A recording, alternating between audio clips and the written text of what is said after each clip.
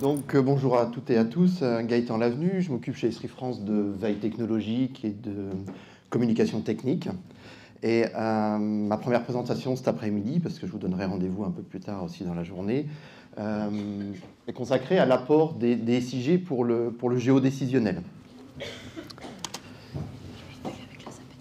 Ouais. Alors, dans l'informatique décisionnelle, de manière générale, sans parler pour l'instant de SIG, on a un certain nombre de process qui sont toujours plus ou moins les mêmes que vous reconnaissez, de data engineering, de préparation des données pour l'acquisition, leur intégration, leur préparation à être en adéquation avec tel ou tel modèle de données, la visualisation, l'exploration de ces données pour créer par exemple des tableaux, l'analyse de ces données, des outils de plus en plus courants, de machine learning, d'intelligence artificielle, de l'analyse de ces données en temps réel, potentiellement de l'analyse sur des big data, et puis l'automatisation de tout ça pour enchaîner toutes ces tâches et systématiser un certain nombre de process. Ça, c'est ce qu'on trouve classiquement dans un système d'information et dans ce qu'on appelle l'informatique décisionnelle. La brique que l'on a au bout, évidemment, lorsqu'on fait tout ça, c'est généralement pour le partage, la collaboration.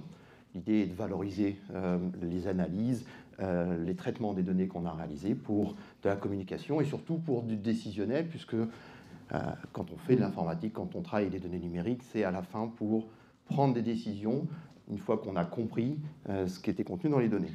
Et en fait, le géodécisionnel, c'est finalement de rajouter de la géo à différentes étapes, c'est-à-dire là où on faisait de la visualisation de tableaux, on va visualiser des cartes en 2D, on va visualiser des selles en 3D. Là où on faisait de l'analyse classique, on va faire de l'analyse spatiale avec l'utilisation de la dimension géospatiale. Et finalement, ce n'est pas du décisionnel qu'on va faire, c'est du géodécisionnel, c'est-à-dire qu'on va prendre des décisions à partir de données qui intègrent la dimension géographique dans l'ensemble du processus. Et donc on travaille non plus avec un système d'information, mais avec un système d'information géographique. Alors chez Esri, on a un écosystème d'apps pour ce qu'on pourrait appeler la data visualisation ou le géodécisionnel. C'est la même idée, c'est de disposer d'un certain nombre d'outils dans le SIG qui vont nous permettre de prendre des décisions, de comprendre les cartes, les données associées à ces cartes pour prendre des décisions. Donc géodécisionnel à partir des données du SIG. Alors, je reviendrai sur ces applications. C'est un certain nombre d'applications qui ont fait leur apparition dans ce qu'on appelle le système ArcGIS, dans la plateforme ArcGIS. C'est une première stratégie, c'est une stratégie forte, on investit beaucoup là-dessus, mais pas uniquement. On a aussi une autre approche qui est au lieu de faire venir du décisionnel au cœur du SIG, c'est un petit peu l'inverse, c'est de faire venir des capacités SIG au cœur des outils décisionnels. Alors, j'en ai mis quelques-uns parce que c'est les plus significatifs. Il y a d'autres workflows, il y a d'autres outils qui peuvent trouver leur place dans d'autres écosystèmes. Là, on est focalisé sur l'écosystème Microsoft 365 avec deux composants très intéressants, ArcGIS for Excel et ArcGIS for Power BI. J'en reviendrai un petit peu sur la description de l'un et de l'autre, mais l'idée, c'est de faire venir, non pas uniquement des cartes, mais des cartes et tout ce qui peut permettre de faire de l'analyse sur de la donnée géographique au cœur de l'outil quotidien de l'utilisateur qui va, pour certains, être Excel, pour d'autres être Power BI si c'est un utilisateur un peu plus avancé qui fait de la BI, et puis Power Automate si on a un utilisateur qui a besoin de créer des workflows, d'enchaîner un certain nombre de tâches suite à des événements, les fameux webhooks dont on parlait ce matin par exemple. Alors, dernière chose sur cette slide, qui n'apparaît pas là, mais qui était censée apparaître, c'est que tout ça, l'ensemble de ces applications, mais je leur dirais, ces applications qui nécessitent aucune ligne de code. On est dans l'idée de configurer, de paramétrer des applications, des modèles d'applications, mais il n'y a rien qui est lié au moindre développement de quoi que ce soit dans cet écosystème. L'autre chose importante aussi dans le monde du décisionnel et du géodécisionnel, c'est d'être capable de se connecter à tout type de données. Alors cette slide, elle est un peu impressionnante parce que, effectivement, un SIG, c'est par définition quelque chose de très ouvert. Il a ses bases de données propres, c'est les trois petits cylindres ici qui représentent vos géodatabases, les données dans lesquelles vous gérez au quotidien votre SIG. Et votre SIG, en particulier ArcGIS, il est capable de se connecter à plein d'autres sources de données. Des sources de données classiques, et, des bases de données relationnelles, SQL, vous avez la liste ici. Ce qui est intéressant dans ce domaine-là depuis quelques années, c'est qu'on en a des déclinaisons en mode SaaS, c'est-à-dire qu'il est très facile aujourd'hui de créer une géodatabase dans un PostgreSQL qui va être hébergé sur telle ou telle plateforme, Amazon, Azure, Google, par exemple. Donc ça, c'est quelque chose d'intéressant, mais on a aussi d'autres manières aujourd'hui de travailler. On a parlé ce matin de ce qu'on appelle des Cloud Data Warehouse, des entrepôts de données sur le cloud, comme Google BigQuery. Ça aussi, c'est une source de données qui aujourd'hui devient tout à fait standard, utilisable dans le SIG, et donc par ces outils géodécisionnels. Et puis la troisième famille, c'est ce qu'on appelle des data lakes, une donnée moins structurée, moins préparée à des usages spécifiques. Voilà ici la liste de ceux que, par exemple, auxquels on peut se connecter avec ArcGIS. Alors, l'idée de toutes ces apps, vous avez vu tous ces icônes là tout à l'heure, on va revenir rapidement, pas sur toutes, mais sur certaines d'entre elles, les plus intéressantes. Je ne sais pas forcément pris dans l'ordre de leur apparition, mais le ArcGIS Instance App, je l'ai mis en premier, celle-ci, parce que c'est le moyen le plus rapide de transformer une carte en application. Une Instance App, c'est un modèle, il y en a une vingtaine sur un portail ArcGIS. C'est le moyen le plus rapide, en une dizaine de clics à peu près, de configurer par rapport à une carte, par rapport à 2D, par rapport à une scène 3D, de construire une application. Généralement, il y en a pour 10 minutes, un quart d'heure, et on a une application si on a un des modèles qui nous convient. Donc ça, c'est une première manière de faire une application d'aide à la décision, une application géodécisionnelle. Une autre application qui a aussi également énormément de succès, c'est ArcGIS Dashboard. Tout est quasiment dans le nom. On crée un tableau de bord qui va permettre en un seul coup d'œil de visualiser ces données, et pas uniquement de la carte. Il y a même des fois des tableaux de bord qui n'ont pas de carte, mais là on parle de géodécisionnel, donc généralement il y a quand même une carte quelque part, mais c'est une carte et un certain nombre d'indicateurs associés et des capacités de filtrage, de sélection, d'interrogation dans différentes dimensions pour comprendre la donnée avec une notion importante de dynamisme, voire de temps réel dans les données qu'on affiche. Une autre approche, mais mon titre c'est bien adresser tous les besoins et tous les publics, donc on a aussi d'autres approches, une approche plus narrative où on va raconter une histoire, un phénomène sur son territoire, un projet qu'on va relater, des chiffres qu'on veut présenter, mais en ayant de l'explication, en mettant ça dans une démarche narrative. C'est ce qu'on appelle les story maps. ArcGIS Experience Builder, là on est dans quelque chose d'un peu plus évolué en termes de capacité de ce qu'on va être capable de créer, puis de créativité, de souplesse dans ce qu'on va pouvoir proposer comme expérience à l'utilisateur. C'est pour ça d'ailleurs que cette application, ce générateur d'applications s'appelle comme ça, ArcGIS Experience Builder. On construit une expérience web immersive avec un fort attachement aux données, c'est-à-dire que beaucoup d'éléments qu'on va mettre dans sa page ou dans ses pages vont être pilotés par des données, data-driven en anglais. C'est la philosophie d'Experience Builder. On a ensuite quelque chose de très orienté sur la collaboration, d'être capable d'exposer des données pour que des utilisateurs puissent les télécharger. C'est un portail open data typiquement, mais pas uniquement, de créer des initiatives dans lesquelles des citoyens ou des associations ou des collaborateurs vont s'impliquer, vont utiliser vos données pour en créer de nouvelles ou pour les enrichir, pour les valider, etc. Ce qu'on appelle des initiatives dans ArcGIS. C'est avec cette application. ArcGIS Insight, je vais en parler très rapidement, on verra une petite démonstration. On est dans l'analyse exploratoire de données.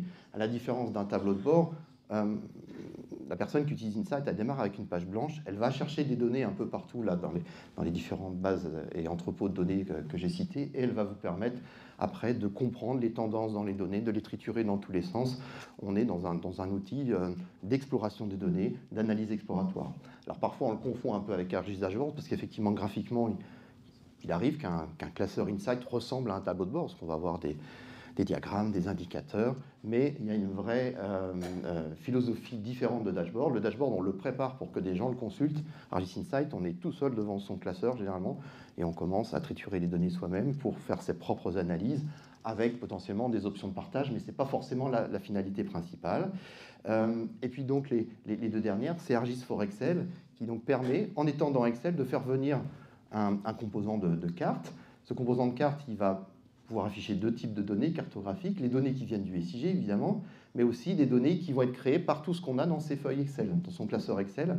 Et ça, c'est d'une puissance phénoménale, puisqu'on va être capable de sélectionner une plage de cellules, d'en avoir tout de suite une restitution cartographique, de pouvoir interagir entre la carte et les lignes de son tableau Excel, de pouvoir enrichir certaines lignes du tableau Excel avec des fonctions. Ce n'est pas que de la carte, on va pouvoir par exemple calculer des distances. On a un certain nombre d'équipements, on veut calculer la distance la plus courte à son centre de maintenance le plus proche. C'est très géographique, il faut calculer des itinéraires. Eh bien, dans une expression Excel, on va pouvoir calculer toutes les distances pour tous ces équipements et les raccorder à l'établissement, à l'atelier de maintenance le plus proche, par exemple.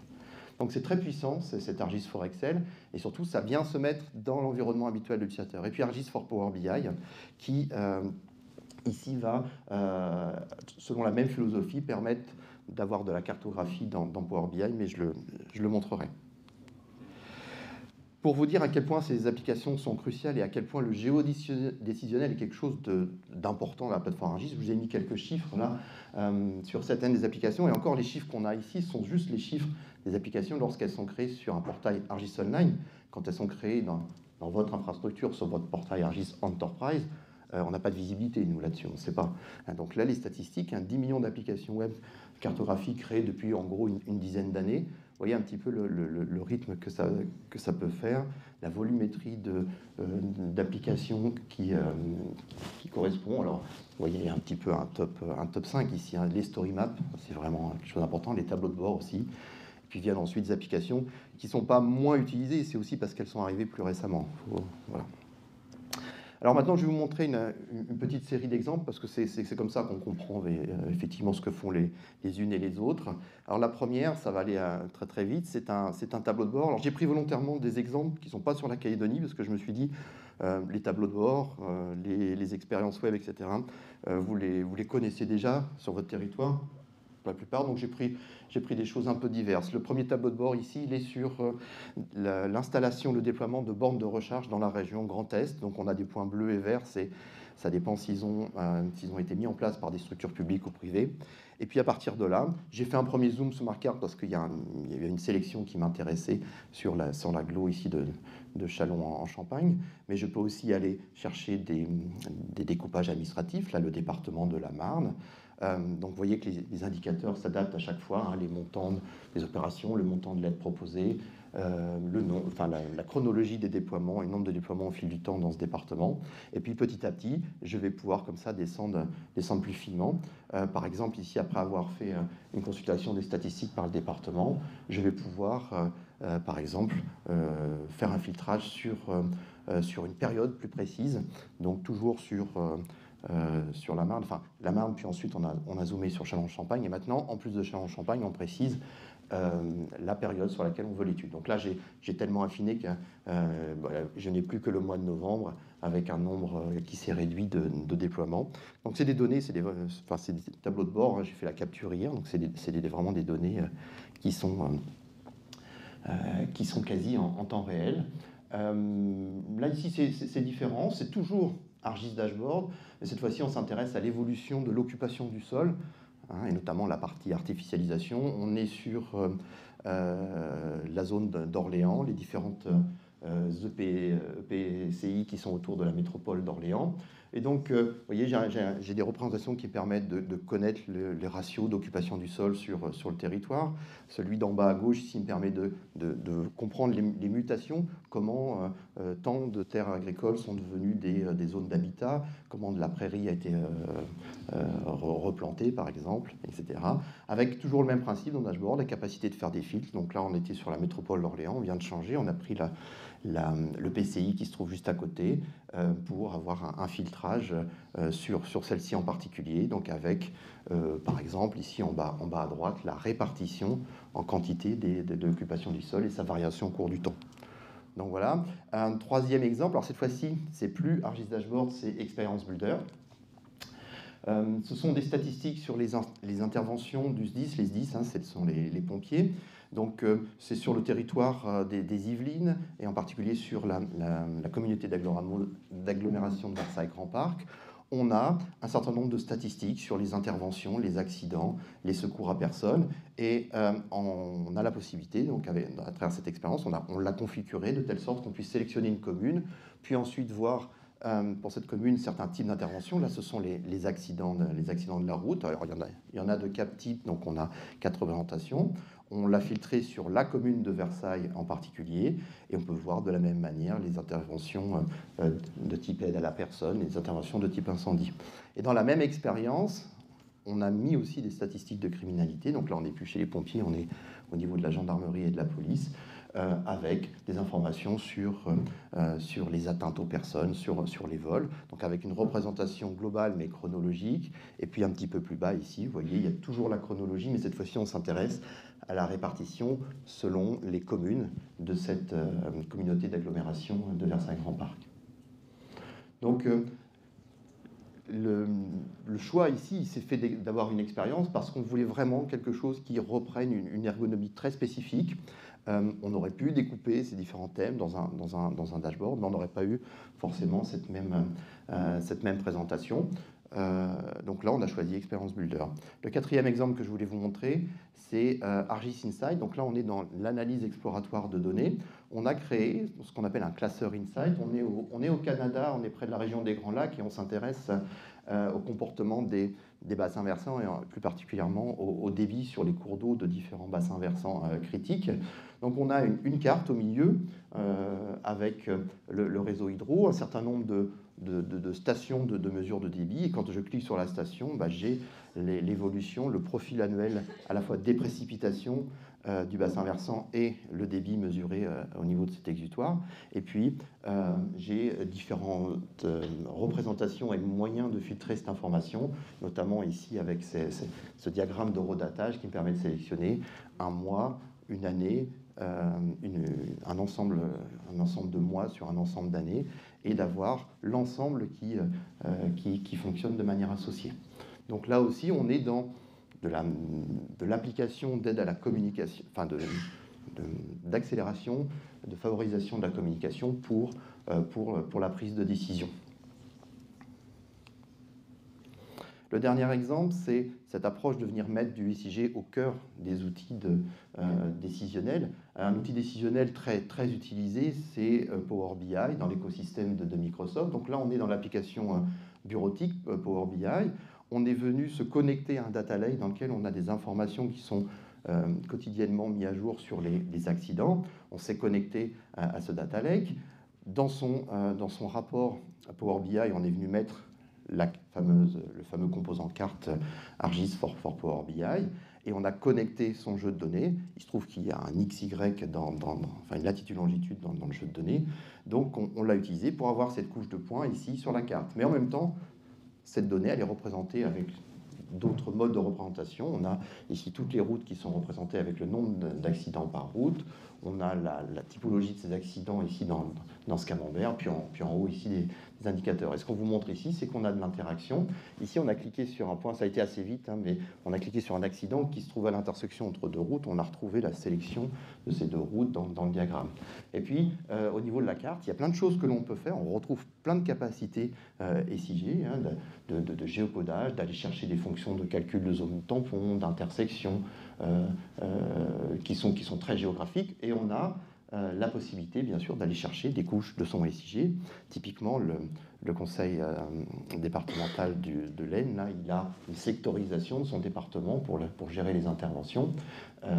Donc, on ne les voit pas bien, elles sont toutes en gris, mais on les voit ici, et on est capable de les sélectionner et de demander à sélectionner tous les accidents qui sont sur cette zone d'intervention.